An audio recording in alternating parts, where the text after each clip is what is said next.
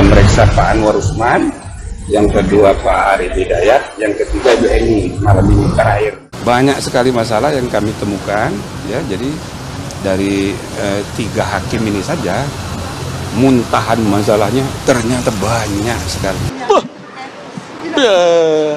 Ya kalau begitu putusannya masa begitu. Satu, masalah hubungan kekerabatan, ya, di mana hakim diharuskan mundur dari perkara itu tidak mundur. Apa? Mundur. Apa? Mundur. Apa? Mundur. Yang menentukan jabatan milik Allah, Tuhan Yang Maha Kuasa. Ya. Itu salah satu isu. Kan ada 6 atau 7 isu, banyak. Itu yang sedang kita nilai. Ya kan, kalau soal hubungan kekerabatan nggak perlu bukti, udah semua orang udah tahu.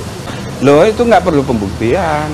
Kelihatan dari fotokopi apa itu, foto perkawinan, dan itu untuk pengetahuan umum begitu nggak perlu pembuktian. Ya kan, kalau soal hubungan kekerabatan nggak perlu bukti, udah semua orang udah tahu. Oh, benar keluarga bangsa Indonesia. Benar keluarga bangsa Indonesia. Gitu. Ini apa-apaan lembaga negara seperti itu, saya bilang. Ini kesaksian yang sudah dikatakan oleh orang yang menyaksikan itu sendiri. Semua perguruan tinggi mengatakan menyesalkan putusan MK. Beda, waktu saya ketua MK dulu, saya panggil sekretaris. Pak Janit, kamu saya angkat menjadi sekretaris jenderal lagi, saya bilang, dengan 3 hal, saya bilang. 1, jangan urusi perkara. Anda bukan urusan di situ. Jangan sampai punya naskah perkara dan orang bertanya perkara kepada Anda, tidak boleh. Haram bagi Anda. Itu urusan panitera dan hakim. Yang kedua, jangan berusaha menservis saya. Karena banyak itu sekjen-sekjen di berbagai departemen itu kan cari uang untuk servis menterinya macam-macam. Jangan. Saya ini ketua, saya bisa cari uang sendiri kalau perlu. Tidak usah kok carikan. Yang ketiga, saya bilang jangan dengar perintah istri saya atau istri hakim-hakim. Karena saya dengar di berbagai departemen itu yang banyak itu istrinya. Hakimnya tidak mau, istrinya yang disuap. Itu 3 perintah pertama saya kepada Sekjen MK ketika saya dilantik. Dan itu masih hidup semua. Saya panggil dia bersama Pak Mukti Fajar. Mukti Fajar itu wakil ketua. Ayo Pak Mukti, panggil nih, beri pesan begini. Siap Pak. Selamat. Gitu. Nah, itu. Oleh sebab itu, ya, bagaimana cara-cara mafia itu tadi? 1, yang saya katakan mencatut nama hakim. Ada juga yang sekarang itu masyarakat tuh memesan perkara, ngejon. Perkaranya belum ada sudah dipesan. Misalnya ya, banyak kasus. Belum disiden, ini sudah ada yang datang ke pengadilan. Nanti hakimnya ini ya. Gitu udah. Nanti polisinya yang nyidek ini ya, pasalnya ini ya. Itu bukan rahasia. Bukan rahasia itu. Ini model-model mafia seperti ini masih berjalan.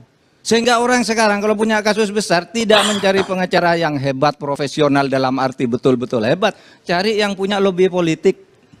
Pengacara yang tidak ngerti apa-apa tapi punya hubungan politik dengan penguasa, dengan partai, dengan DPR. Cari pengacara yang setengah-setengah badut aja. Tapi dia bisa. Dia profesional karena ilmunya. Yang profesional karena ilmu hukumnya itu banyak yang tidak laku. Kalau tidak bisa lakukan gitu. Ini penyakit ini. Ini jantung Pak yang kena Pak. Banyak hakim saya tahu sekian puluh ribu hakim itu bagus gitu. Tapi jantungnya yang hanya ada 5 atau 10 atau 20 atau 100 itu yang mematikan seluruh tubuh itu. Seperti kanker itu. Itu yang banyak terjadi gitu. Bahwa memang kalau dihitung kepala per kepala hakim masih lebih banyak yang bagus. Kata Pak Irman Putra Asiden, iya, tetapi ibarat sebuah tubuh, kalau yang rusak itu sudah di jantungnya, di paru-parunya. Ini yang bagus-bagus nih di kaki, di apa, itu tidak ada gunanya. Ini jantungnya ini yang rusak, gitu.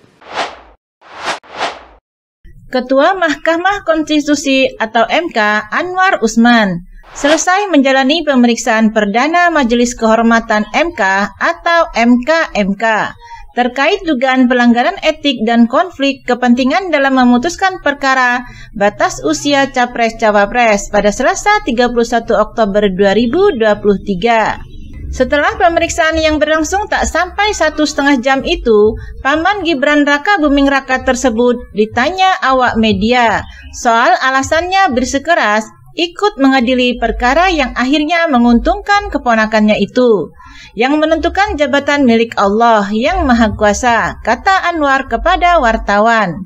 Ia juga merasa tidak perlu mengundurkan diri dalam perkara tersebut, walaupun pemohon secara eksplisit menjadikan sosok Gibran sebagai alasan untuk menggugat batas usia Capres-Cawapres. Menurut dia, yang dilihat untuk menentukan apakah ada konflik kepentingan atau tidak adalah si pemohon itu sendiri. Pemohonnya itu siapa? Kan begitu, ucap Anwar. Sebelumnya, pelapor dugaan etik Hakim MK, Denny Indrayana, membeberkan argumentasi hukum bahwa putusan MK nomor 90/PUU strip Romawi 21/2023 yang diduga direkayasa oleh konflik kepentingan keluarga besar Presiden Joko Widodo seharusnya tidak sah. Ia mengutip Undang-Undang Nomor 48 Tahun 2009 tentang kekuasaan kehakiman. Di dalam belait itu tercantum jelas bahwa hakim yang terlibat konflik kepentingan dapat membuat putusan tidak sah jika ia tidak mundur. Lihat pasal 17 ayat 5 dan 6 Undang-Undang Kekuasaan Kehakiman, kata Denny selaku pelapor dalam sidang pemeriksaan MK Selasa 31 Oktober 2023. Secara lengkap ketentuan itu berbunyi, ayat 5, seorang hakim atau panitera wajib mengundurkan diri dari persidangan apabila ia mempunyai kepentingan langsung atau tidak langsung dengan perkara yang sedang diperiksa, baik atas kehendaknya sendiri maupun atas permintaan pihak yang berperkara. Ayat 6, dalam hal ini terjadi pelanggaran terhadap ketentuan sebagaimana dimaksud pada ayat 5. Putusan dinyatakan tidak sah dan terhadap hakim atau panitera yang bersangkutan dikenakan sanksi administratif atau dipidana sesuai dengan ketentuan peraturan perundang-undangan.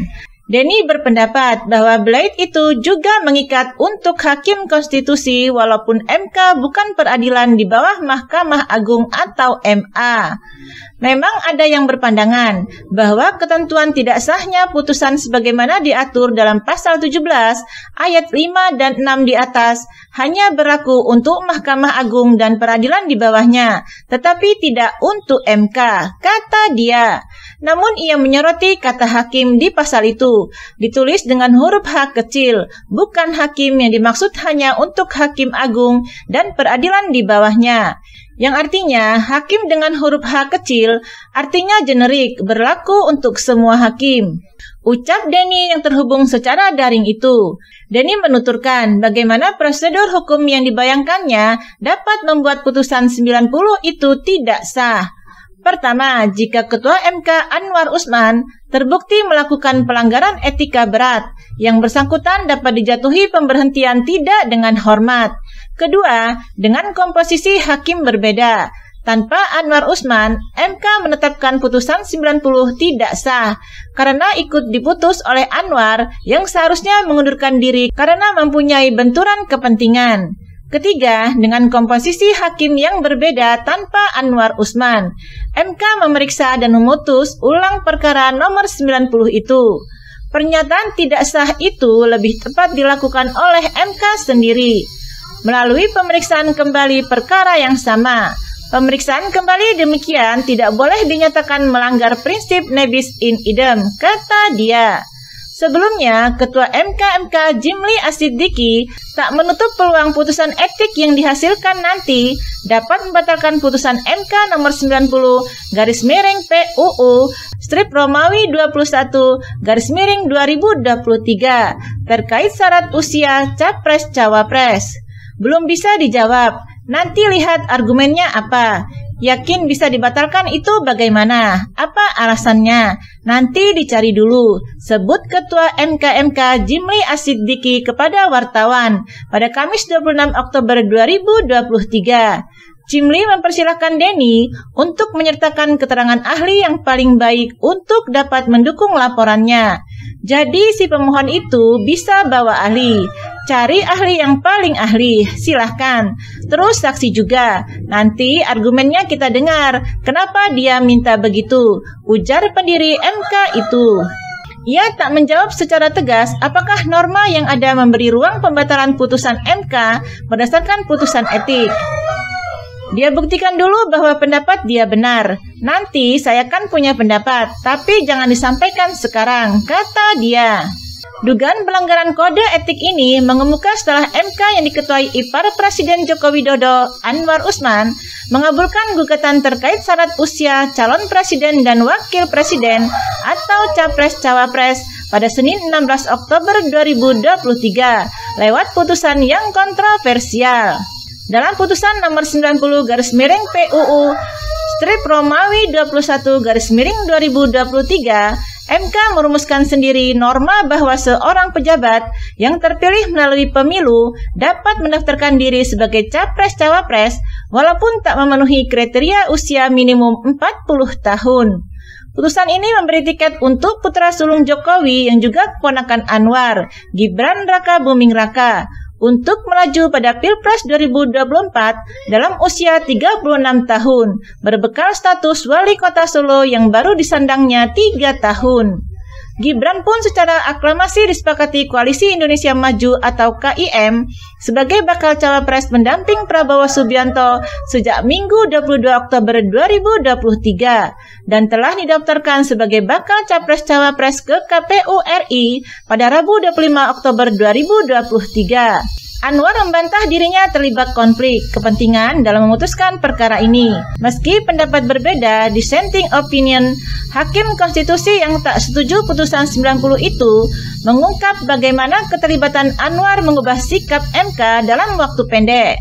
Hingga kini, MK telah menerima secara resmi 18 aduan terkait dugaan pelanggaran kode etik dan pedoman perilaku hakim dari putusan perkara nomor 90/PUU strip Romawi 21/2023 tersebut.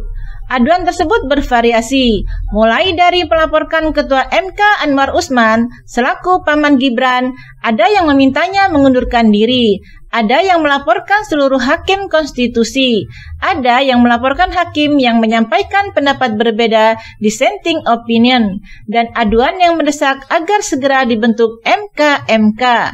MK menyatakan bakal membacakan putusan paling lambat pada 7 November 2023, sehari sebelum tenggat pengusulan bakal pasangan capres-cawapres pengganti ke KPU RI.